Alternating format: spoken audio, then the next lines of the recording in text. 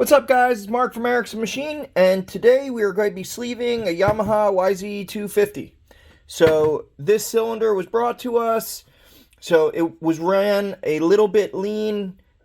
It get hot. You can see there's basically no piston wash, and if you see the damage here, what ended up happening is the top ring got so hot that the two ends met and bound the ring, which then caused the ring to bend the piston because it locked up in the bore.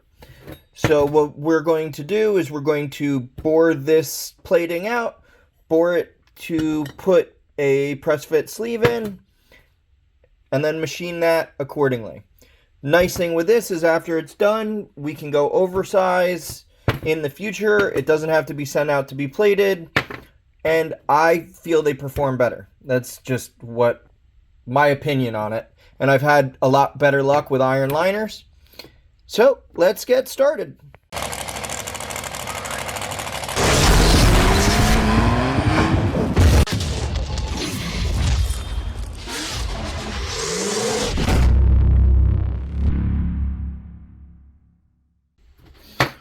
Alrighty, so the way this is going to go, we have disassembled this. So it is plated, so we are going to mount it in the boring bar. We are going to bore this to size. We will then bore the step for the counter bore on the bottom of the sleeve. I'll show you how we do that. We'll then heat the cylinder up, drop this in and hold it in the press for it to cool, or hold it with a clamp to cool, depending on which setup I end up doing it. And then after that, we will surface it, and we will bore this to size to match the piston, and have it back to basically better than new. So here's one thing that I haven't shown in other sleeving videos, which I probably should have.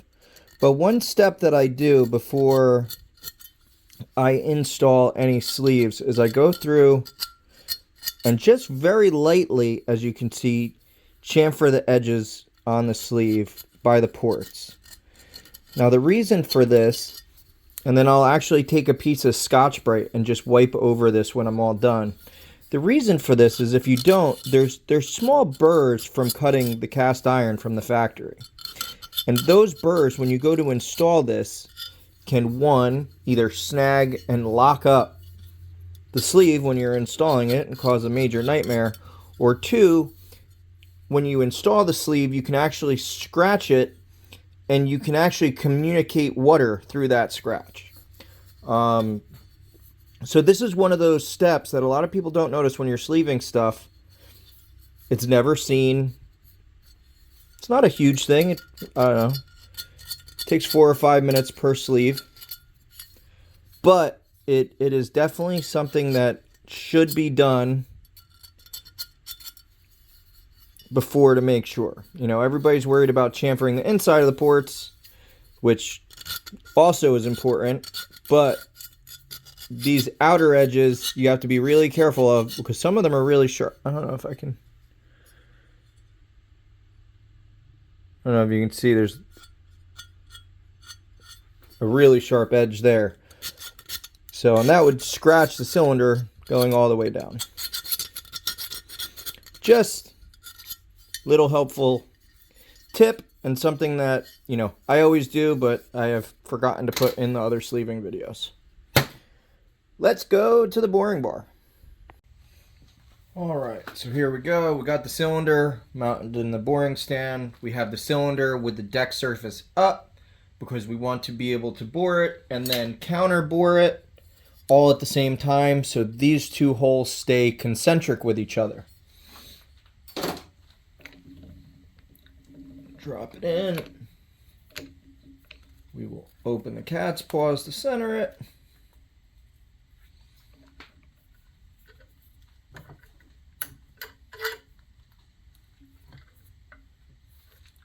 Lock it down, and now what I do is I just loosen the cat's paws a little bit and ride it down the bore to make sure that the cat's paws aren't hitting anywhere, to make sure that this is a straight setup.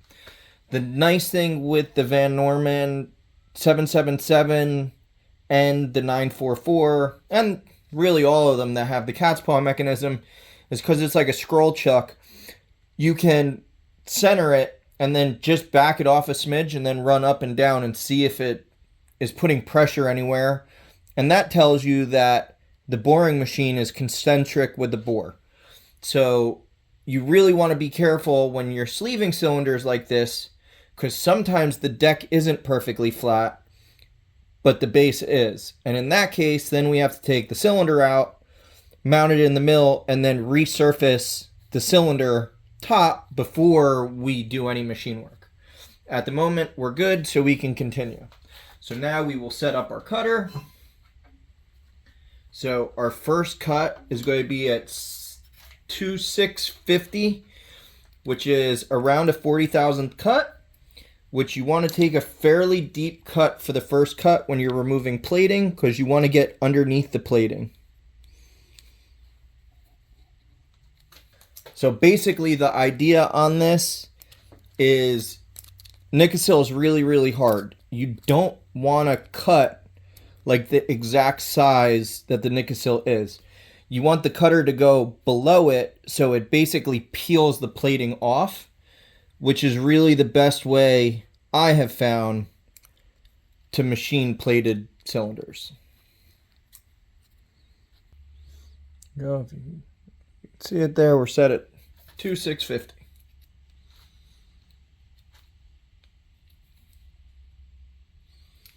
Perfect.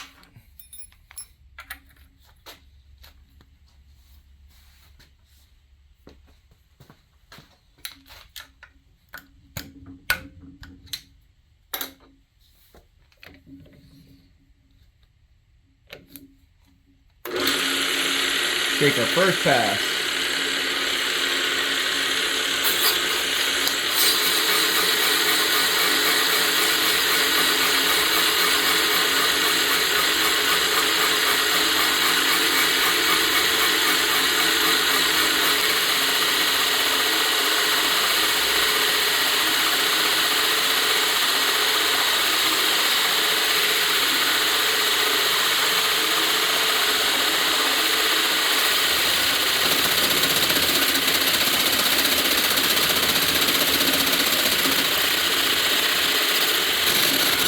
Finishing cut one. There we go. So first cut done. As you can see, nice clean bore. Now all the plating is off, so now it will be easy to continue on. Alright, so one thing I always do when I am boring cylinders, especially on multiple passes, I always like to double check. So this is set up at exactly that, 2/650. So we'll take another 50 thousandths bite. I like to always keep an eye on what I am doing, because especially on this machine can remove a lot of metal easily. And all of a sudden you can notice that you just removed significantly more than you wanted to, which is not good. On this one,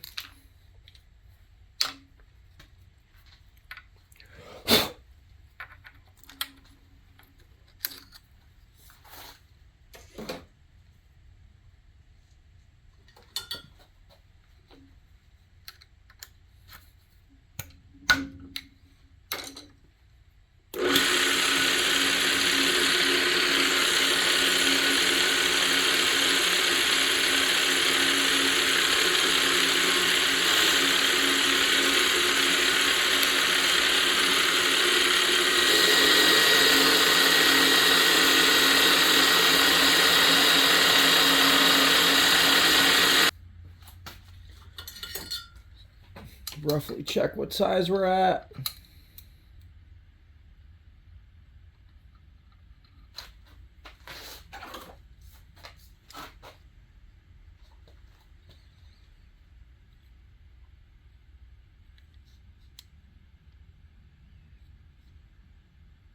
$727. Cut 2 thousandths oversize on that. Not really the end of the world.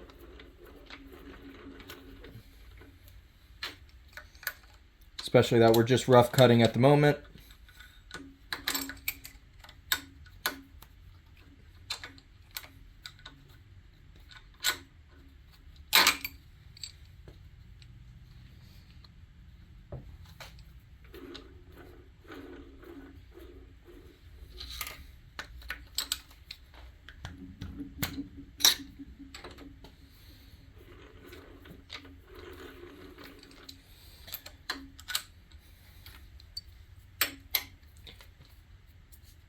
So I'm actually using the small beam equipment cutter, which is actually meant for the 944, not the 77. So what ends up happening, the standard indexable cutters for the 777, the smallest one, won't get down to this small size. So I have to use the cutter for the 944, which they're the same thing, it's just a little bit shorter. The only issue that comes in, which you're seeing here, is where this hole is. When I set it all the way in, I can't get the tool into that hole, so I have to tap it from the back, which is not the right way to do it. I probably should be doing this on the 944, but I can take way bigger cuts with this machine than I can with that one, which is the main reason why I'm doing it. All right. So this will bring us to 2.8, and we'll have 60 more to go after that.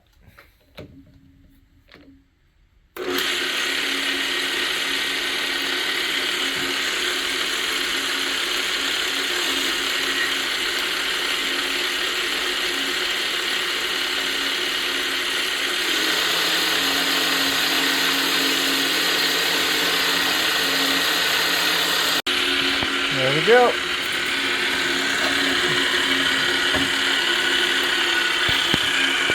So now we are at 2.8. So we got 60 more to go. So now we will take a 40,000th cut and then finish with a fine 20,000th cut. Make it perfect. Alrighty.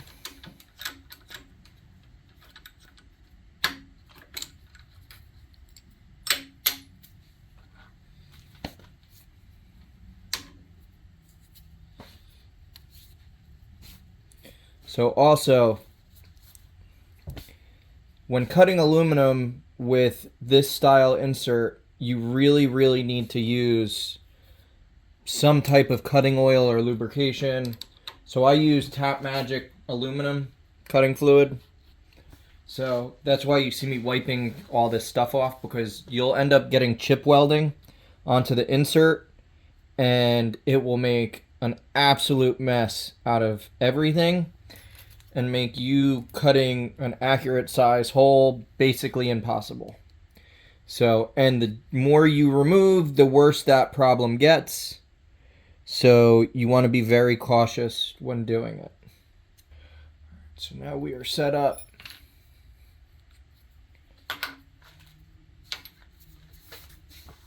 .840. Let us take 1 second and check where we are cutting. So this should be right around 2.8.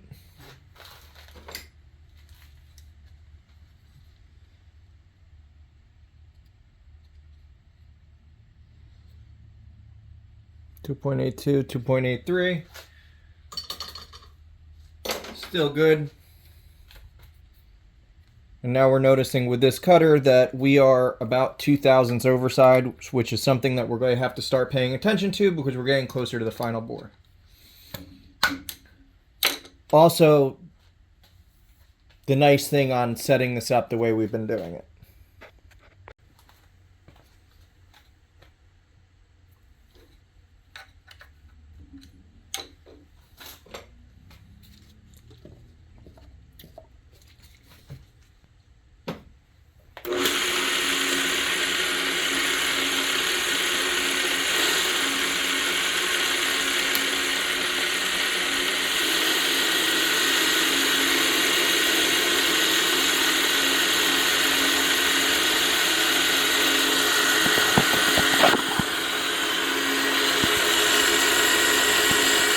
There we go.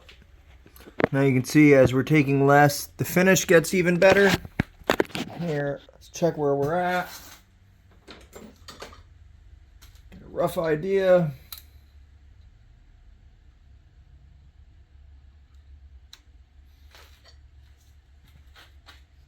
So it should be 840, I believe. 838. Alrighty. So now the finished size of this is 2/865. So we want about a 3,000th press. There we go. This is checked with a micrometer, not a caliper. So what we're going to do is we're going to leave this at 860, which will give us a little bit to hone, probably 858. And then we can hone it to size, and then we will cut this counterbore to exact size. So let's set that up now.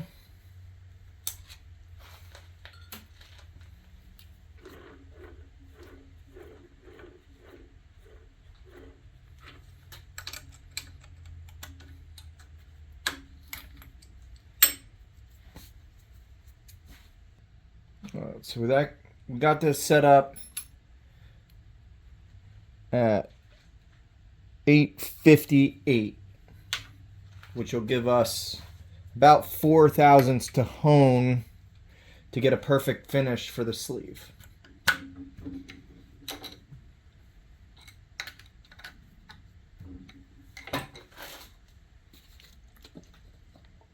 Give it a little squirt. Final boring cut, and then we'll have to counterbore it.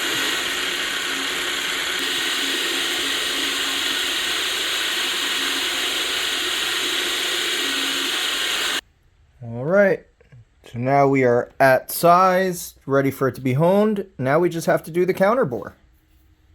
Let's set that up. All right, so let's check that we are actually on size.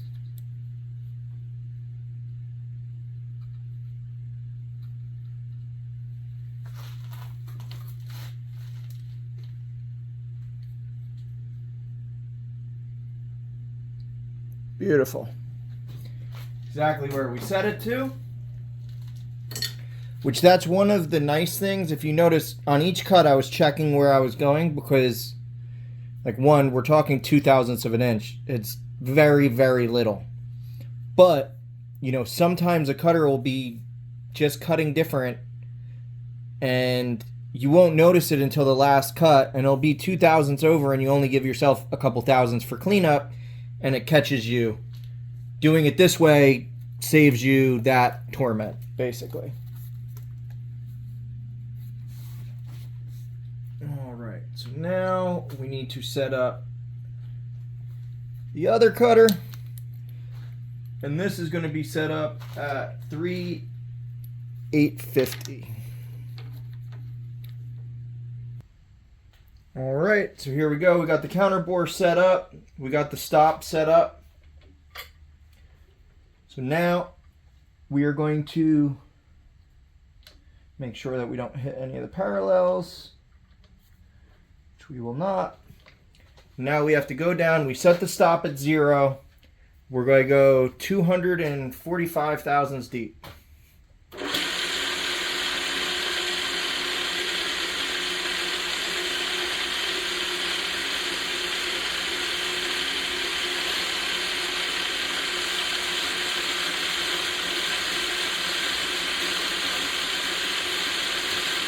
That's 50.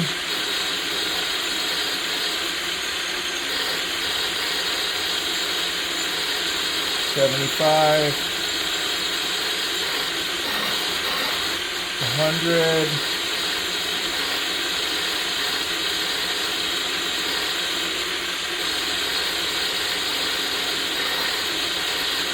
150.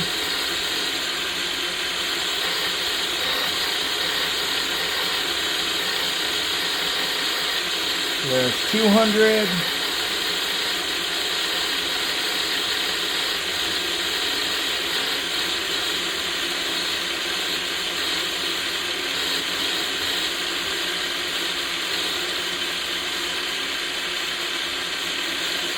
$245 exactly. There we go. Now you can see that counterbore perfectly. Let's pull it out, hone it, and get it put together.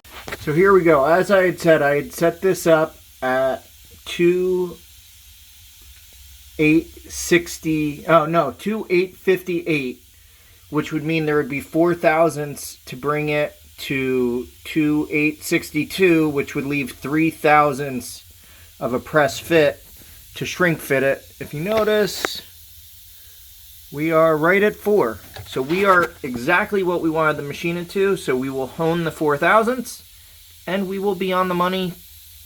So let's get the hone fired up. Alrighty.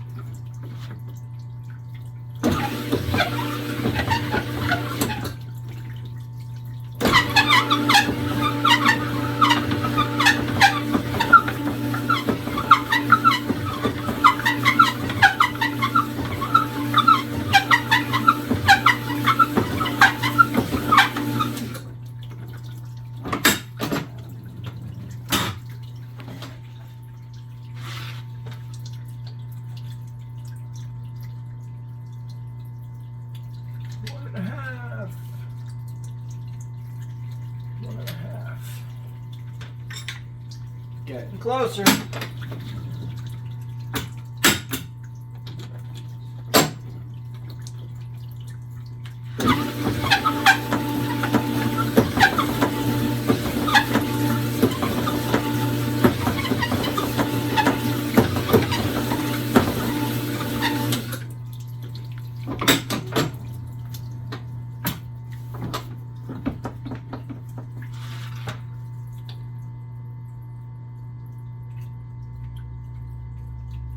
Half a thou.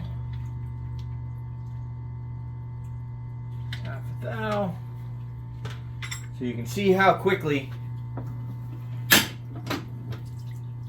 hones remove metal and aluminum. It is definitely not like in cast iron. So you have to be real careful of pressure.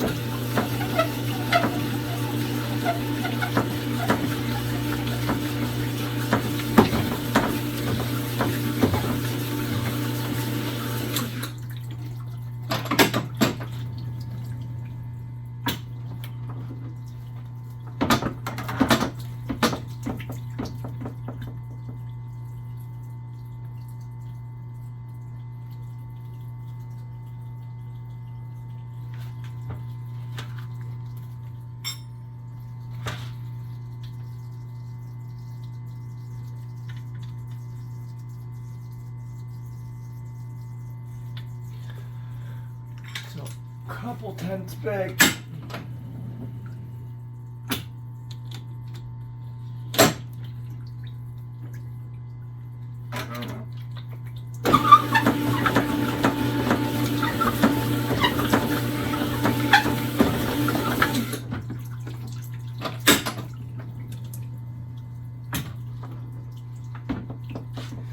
What's that? Cool down for a second. Make sure that we're good, because when we're honing we create heat. So what can happen is, I mean, we hone that very little, so it probably didn't, but when you hone it creates heat, which actually the heat makes the cylinder expand. So we want it to cool back down when we measure it to make sure that we're at the exact size. Sleeves, being at the right size is super important. On this type of sleeve, 2.5 to 3 thousandths is perfect. I mean, 2 is probably even fine. Less is a problem and more is a problem. So more is a problem because the way these are installed is we heat the cylinder up to around 500 degrees, and the differential between cast iron and aluminum expansion changes enough that at 500 degrees a cast iron sleeve will then become loose in a cylinder. Great thing is these engines are never anywhere near that operating temperature, so it really doesn't matter. But when we have to take this apart in the future, the nice thing with sleeving these is after this is done like this, as long as it doesn't throw a rod through the side of it, we can first of all bore this, I believe, up to 2 millimeters over, maybe a little bit more. But not only that, then if the sleeve's ever worn out to the point where it can't be overbored, we can just heat the cylinder up, take the sleeve out, drop a new sleeve in. Hold on one second, Lily. That would be my daughter. So, just a quick explanation on why we do it and how we do it. So,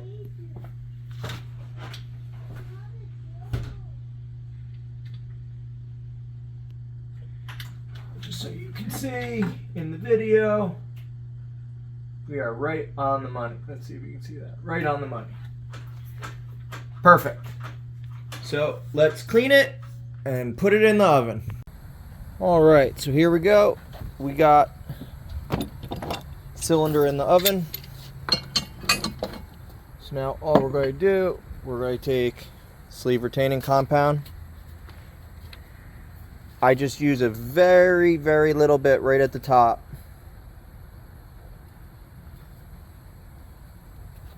This is one of those just a dab will do you. And I just kind of wipe it around.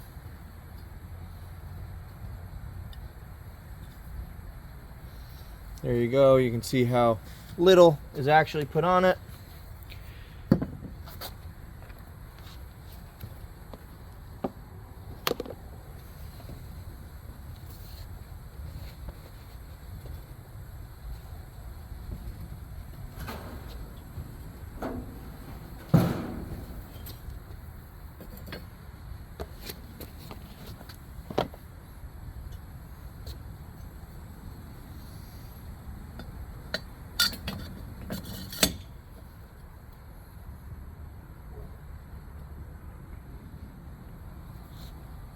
Beautiful.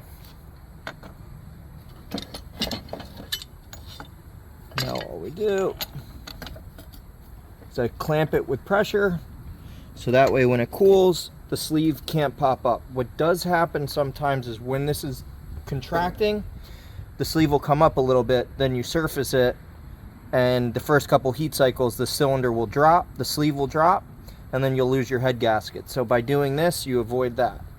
And by using the bearing retaining compound, the sleeve retaining compound, it helps make sure you have no water leaks that communicate down into the cylinder. It's a rare issue, but it can happen. This is a step to avoid that. So let's let that cool down. We'll show you what's next. There we go. So now the sleeve is installed. Let's see if we can focus. You can see everything matches perfectly. The top matches beautifully. So now what we're going to do is we're going to touch it up. Just smooth all these edges so they end up being perfect. I mean, they're pretty close to perfect, but we're going to make them a little more perfect. We'll vapor hone it to take the color out of it. And there we go.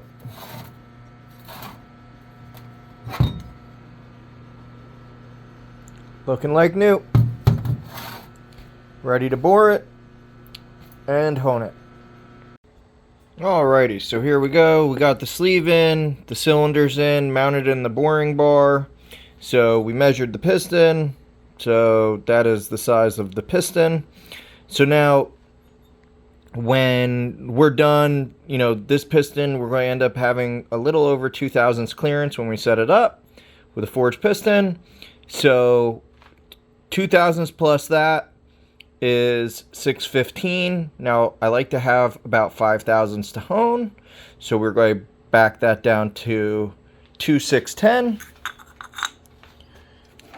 which is exactly where we have the micrometer set. If you see, there we go, 2,610. So let's put the cutter in, start boring. Feed her down.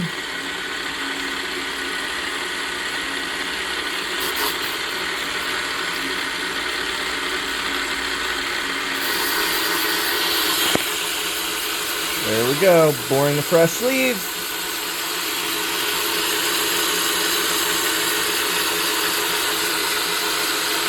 After this is done, all we got to do is chamfer it, hone it, and it's ready to go. Alrighty, mounted in the mill, let's touch off and give it a kiss.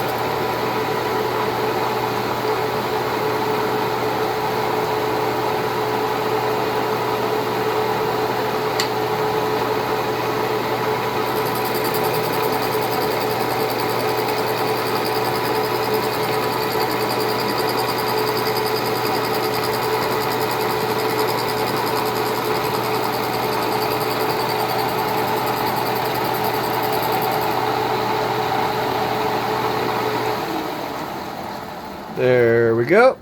Now to the honing machine. Here we go. Just to explain this, so on this style cylinder, which the sleeve has the O-ring built into it, we end up leaving the sleeve proud, 1 or 2,000. So in other words, the sleeve is actually slightly above. So if you notice, this is a 1,500th feeler gauge, and you can see it just fits under, but holds it. And that's how we set these up. I find we get a better O-ring seal when we do that. So just wanted to explain why when we were surfacing this, you didn't see aluminum flying. Because if we end up surfacing a bunch, then we end up having to recut this O-ring groove as well. So I have found it better as long as the cylinders are nice and true, which this is a 2021, so it's in great shape. We do it that way. Let's go to the hone. Alright, so here, let me explain this. So this is the YZ. So this is set up for a plated cylinder. Now you have to remember, a plated cylinder is expecting that the aluminum bore is going to expand more because aluminum expands more than iron does. So if you notice on this, they're asking for 0.05 clearance. So basically 2,000ths, 0.0019. So 1,000th and 9/10,000ths of an inch. So that is for the YZ with a cast cylinder, so plated cylinder. Now you have to remember, we put an iron liner in it, so they are assuming that this is a stock cylinder, which is what they give you that measurement for. Now this is where, being a engine builder and machinist, you have to be able to understand what you're working with and what you're doing to not put yourself in a predicament. So now this is basically the same size piston. Well, this one's 10 millimeter larger, but I'm just trying to show you for an example. So, which is asking, this has a cast iron liner. So when you look at it, they're asking for over double the clearance because of the iron liner, because the iron doesn't expand as much, so you need the clearance there. So, which is, just under 5, 4 thousandths and 7 10 thousandths. So this will end up being set at basically twice. So we'll end up setting it just under 4 thousandths clearance. But I just wanted to explain to you why sometimes when we're doing modifications and setting these engines up differently than they were originally designed for, why we're doing that. Another thing that people talk about with forged pistons that they don't quite understand is they hear that we set these up at bigger tolerances. So like technically we're setting this up twice as loose as it was set up from the factory. That is correct up until the point it's at operating temperature. So when the piston heats up and expands, the operating clearance ends up basically being the same.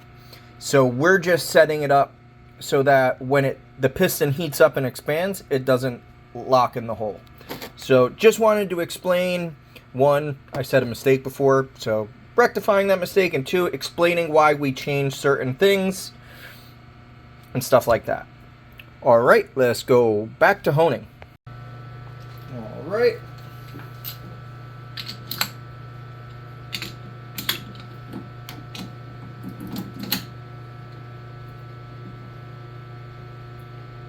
I'm just going to show you the different stones that we use. If you guys want to see like a more in-depth honing video, I'll put a link like right over here.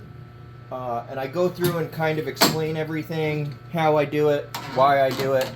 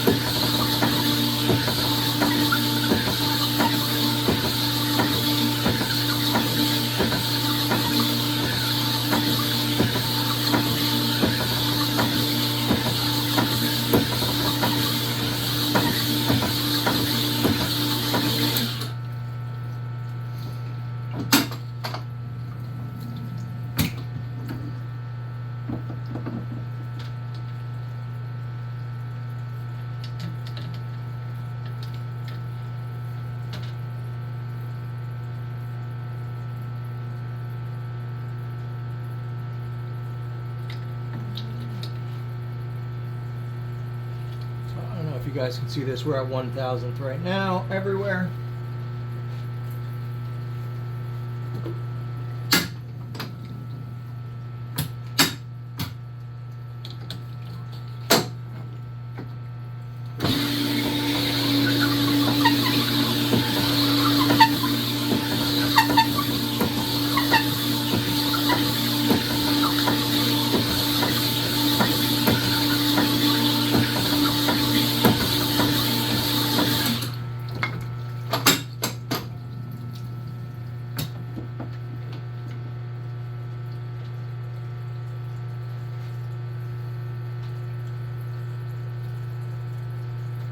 So now The style of honing that I use is called plateau honing. So I use multiple different stones going from coarse to fine, and then we finish with a brush. By doing this style honing, you end up with better ring seal. I go more into the process on that full honing video, but just explaining why you'll see me changing stones several times. I go up to certain sizes, so I'll take off the first 2/1000ths, with the first stone, and then the 1,000th with the second stone, the 1,000th with the third stone, and then chamfer it and use brushes. Two, perfect.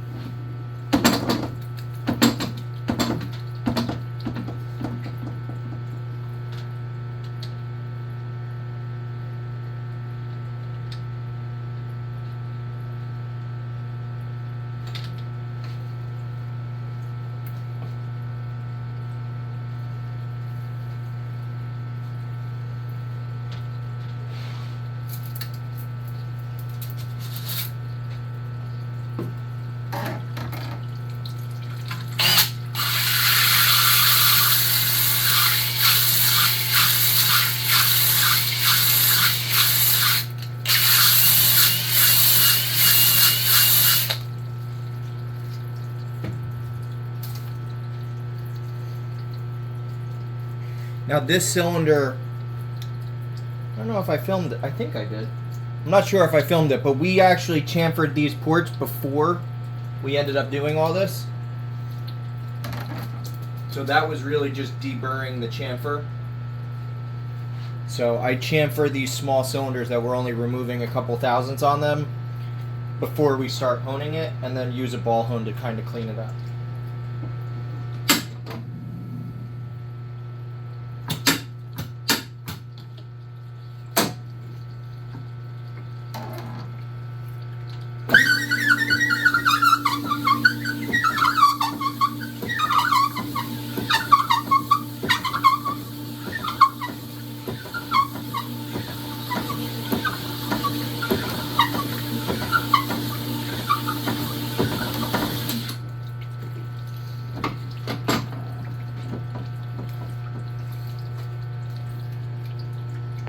Alright guys, so here is the finished cylinder. All the ports chamfered, all the machine work's done. Flip it over so we can see it all. So you can see I went through and matched everything up as nicely as possible. You can see all the ports are nice and even. Everything is chamfered nicely.